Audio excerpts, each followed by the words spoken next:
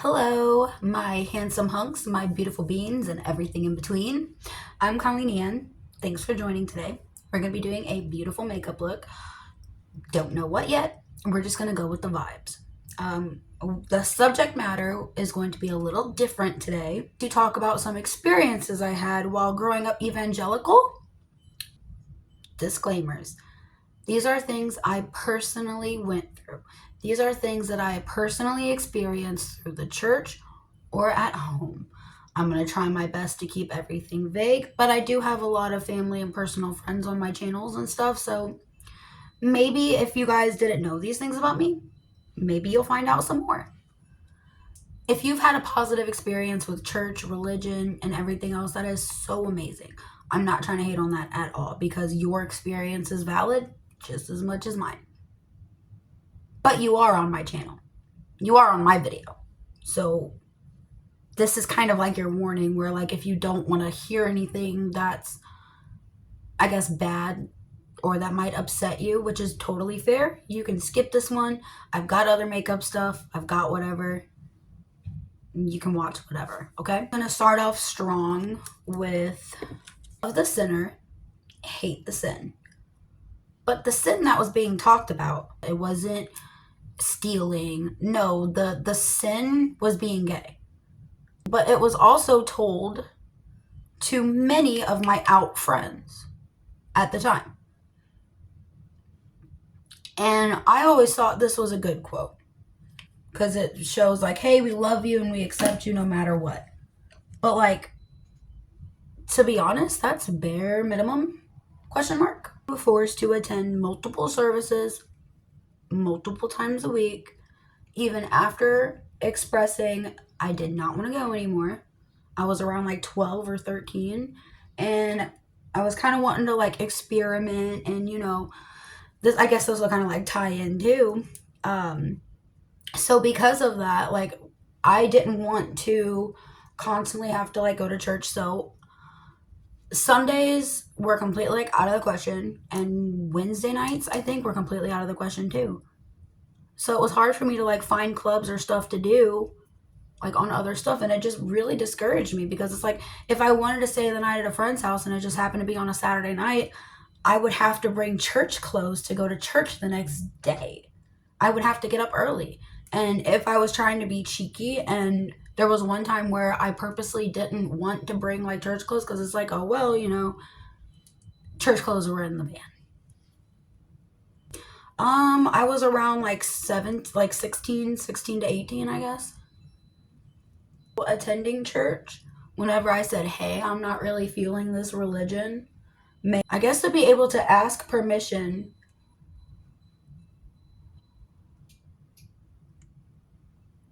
to be an individual whenever those are your formative years. Which, tackling on that, I was not allowed to cut my hair. I couldn't get piercings. And I know, like, back whenever I was going to school, you couldn't like have unnatural hair color, but there would be like parents that would let like their kids like dye their hair in the summer or make some kind of like little compromise where like kids could like still express themselves, whatever. No, I was not allowed to do that. And I know my rebellious side, I should have just went and just bought some anyway and just went home with it, but the fear of God was a quote that I heard a lot in my household growing up. And that is what I had. Fear. The way that Christianity parented our household, I had that fear. So I was scared to rebel, I guess. So like the only way, like, and let's be real, whenever it comes to like the teenage self, like you're supposed to rebel. Like obviously, like you're not supposed to like, go do hardcore drugs or get into like terrible trouble. But whenever it comes to like kiddos and teenagers and stuff, like you're gonna rebel. You're gonna want to, listen to the heavy music or whatever. You're gonna want to, even if it's just a little rebelling. It's just something. So unfortunately, my way of rebelling, instead of it being constructive, it was destructive. My only way of rebelling was smoking cigarettes and hanging out with boys and being very, very destructive to myself and to others. It was that way or no way. Everybody that was in attendance knew I did not want to be there. How did they know, you ask? I let them know. I was rude to people. I came off as like just the atheist bitch whenever really I believed in God, and I want to say up until I was about like 25ish, the atheist bitch, but like I came off that way because I didn't want to be there. And it was very known I didn't want to be there. And it was just this weird power imbalance that I was there, I guess. I don't know. It was just miserable. I just remember like just it would be Monday morning and I would be dreading Sunday. Like it was just terrible. Another thing that was told a lot, I don't really want to delve too much into, but I know we've all heard it, the war on Christianity. It was like we were constantly being reminded that we are warriors of God. I was like 7, and I needed to be worried about, you know, wielding a weapon and shield in the name of Jesus Christ. That's what we need to be worried about. I'm a kid. Well, not now, but then. Another thing that that was constantly like barked at me was the end times. I was so scared of the end times happening, and me again, I'm a child. I am a child that this was thinking this. I was like 7 thinking this, where it's like, you know, God can come back and call his children anytime, and you better be ready, and you better have the Holy Ghost, and you better be baptized, and you better be this, and blah, blah, blah. I remember being like such a small child and just worrying about like the world ending all of the time. I was so scared of the world ending because at least like twice a week it was told to me that Jesus is going to come back and he's going to come and grab all of his people, and you better be ready, otherwise you'll be here, like you'll be left behind. I've debated a lot on making this video. And the point of me making this video is not to crap on Christianity. I just see that there's a lot of people deconstructing. I've been deconstructing. And if I can help somebody out, like, hey, like, you're not the only one who had those experiences. I did too, you know? Whenever I was younger, like in middle school, my friends would compare my family situation very similar to Carrie's.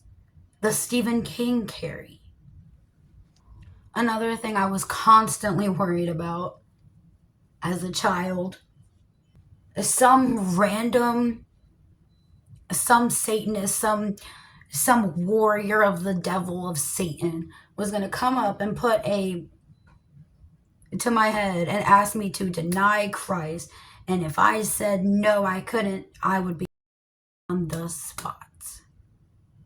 I just remember being so, like, as a teenager, lashing out on everybody around me because I was forced to go to this place that I never wanted to go anymore. And could I be displacing this at the wrong, sector? Maybe it's more of the individual, not necessarily the whole, you know what I mean? And yes, since I have been deconstructing and figuring things out and realizing that ingrained in my head to just go with the flow, I was literally made to be a follower. I was literally raised to just follow the teachings of Christ, just follow this. That's it. Maybe have a husband and have some kids. Taught that singular group of people was supposed to love you unconditionally. It didn't matter. But their love had lots of conditions. And growing up, I felt like it was harder and harder to meet those expectations. Like, just thinking back to some of my experiences, whenever I was curious, I'm feeling like what I was thinking and feeling was wrong, whenever it's just normal teenage stuff, whether it be thinking about girlies or thinking about boys or, you know, uh, that's just like teenage stuff. That's what you're supposed to do. You're supposed to be curious. You're supposed to be wanting to figure yourself out. And in those very formative years, I was raised very strict in the church. So I didn't get to be an individual until way later. And whenever I did have the chance to be an individual, I was so insecure and scared. And like I didn't know how. I thought I was an individual, but like thinking back, it's like no. I was still believing rhetoric that harmed me and people that I loved. And it still baffles me to this day. I think I was around like 6, and there was a ladybug on the view, and I think my hand accidentally like smashed it or something. I'm not really sure how, but that ladybug was dead, and I just remember crying and bawling and being so scared that I was going to go to hell. I thought my life was over because I accidentally killed a ladybug and I was going to go to hell. Because of the adults around me feeding that rhetoric into me. If you don't follow by these rules, you will burn for eternity and you will suffer. I'm not trying to come off as whiny. I'm really not. I'm not trying to be like, oh, when, this is what I went through. I'm not trying to be like that. Like, I hope the things that I have stated, the stuff that I personally went through, okay? I'm not trying to bring anything like that. I'm not going to argue with people. I know what I went through and I know what was said to me. And I know how I felt and I know what happened. So I'm hoping that it just kind of gives you a little bit more of a sense of me. Maybe why I'm a little late on the girly train. I feel like it was kind of hard for me to express myself. Makeup, hair, it was hard for me. Every time I tried to like something, I felt like I was shamed for liking something popular. I was shamed for liking things that girls like. Sorry if this one was a little heavy. There's just been a lot of heavy stuff going on in my mind. If you know a little bit more of what's going on me personally, you know that I am low contact with my family. I guess it was always hard for me to try to be an individual because the way that I wanted to be an individual was always taught that it was wrong. You guys like this style of video? Please let me know because I've got more. I've been debating on doing like a long form YouTube video of it, of me just kind of going a little bit more deep because I have written some notes and I've started to kind of journal some of the stuff that I went through growing up in an evangelical Pentecostal home/church. And what's crazy is having so many family members and friends and stuff, like friends' parents and stuff, seeing what was going on and nobody could really do anything because it's not like, I was getting beat. And often I would hear, oh, man, she makes you go to church. Like, it's a little bit more than that. We've all been made to go to church on Sunday morning. Deal with it. Real things I've heard. There would be times where, like, I couldn't even enjoy Christmas morning because it was on a Sunday.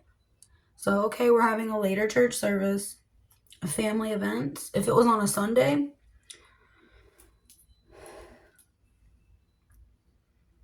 we would have to leave early.